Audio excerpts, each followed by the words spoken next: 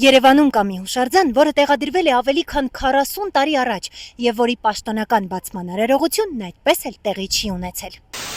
Խոսքը հայկական առասպելի հերոս Տորքի հուշարձանի մասին է։ Իրահարկու տեսքի համար Տորքին անվանել են անգեղ, տգեղ։ Իսկ իրականում Տորքանգեղը շատ բարի ու ռոմանտիկ էր, բայց ոչ թշնամիների հանդեպ։ Ըստ առասպելի Տորքը Պոնտոսի ափին հարձակվել է թշնամու նավերի վրա, բլրաչափ ժայռեր պոկել, նետել դրանց հետևից, խորտակել ու հետ մղել դրանք։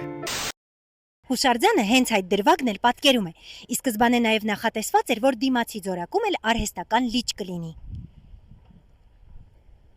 Բայց հուշարձանի պատվիրատու Երևանի խորհրդային շրջանի գործկոմում պաշտոնատար անձանց փոփոխություն տեղի ունեցավ եւ նախագիծը այդպես էլ չիրագործվեց։ Դե իսկ հուշարձանի բացման արարողությունը այդպես էլ տեղի չունեցավ։ Բայց մենք այդ սխալը կուղենք։ Շուրջ 4 հեկտար տարածքով Տորքանգեղի այգին կառուցապատվում է եւ շատ շուտով այստեղ անցկացվելու են բազմաթիվ ու բազմաժանր միջոցառումներ։ Հետևիր, որ բաց չթողնես։